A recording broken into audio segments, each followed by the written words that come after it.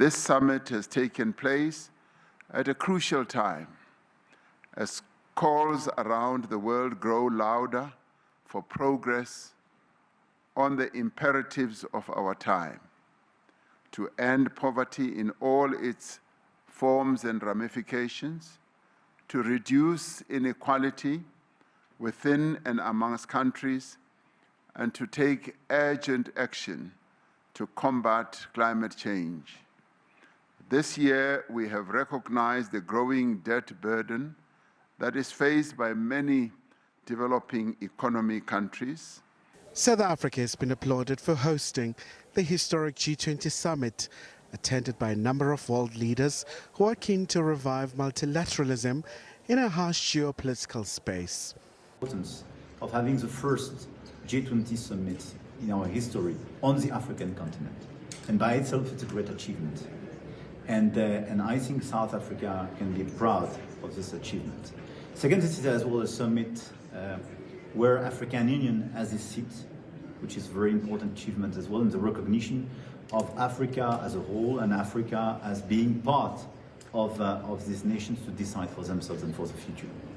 Second, the main topic of the G20 is much more about climate, economy, and trying to regulate and find common tools for our economies, and not the vivid and geopolitical crisis. It's never been the core of our agenda, even if in side events we can meet on that. This G20 consolidated some of very important points decided during the past few years, especially on debt restructuring. Some of the leaders in attendance say this has been a significant moment for Africa. It's very important that this summit is held on the African continent. It shows that Africa is taking its place in the global economy and the importance of Africa to the future of the global economy. Of course, the backdrop of Johannesburg, beautiful city, does add a certain value to the meeting. And I am particularly impressed with Johannesburg, my second time here. And the arrangements have been excellent, and the people have been warm and welcoming, and I give my commendations to President Ramaphosa and his team. SADC countries say Pretoria's priorities resonate with their commitments. Our work on disaster risk reduction, climate change, and food security must be transformative. It also requires partnership built on accessible finance and fair technology transfer. Namibia is undertaking broad measures to transform our food system and reduce our dependence on import.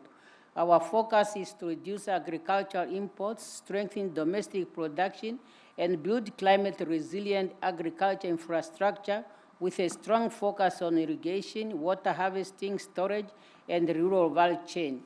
But now the main question is, how will the handover be conducted as the U.S. succeeds South Africa as the G20 chair and Washington, D.C. boycotted the event? Look, ordinarily, your G20 gets to be the handover ceremony. Historically took place at the conclusion part of the Leaders Summit. Of course, in this instance, it could not happen because of the U.S. withdrawal from the G20 presidency of South Africa. So they have designated their chargé to actually receive the baton from South Africa. So we will look at a member of the South African Foreign Service that are equally ranked to the rank of a chargé to then bestow that responsibility on the USA. So we will hand over with honor the baton and the outcomes of our G20 presidency. The summit is therefore closed.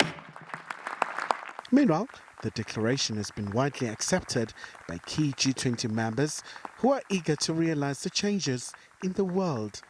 Khayelihle Khumalo, SABC News, Nasrec, Johannesburg.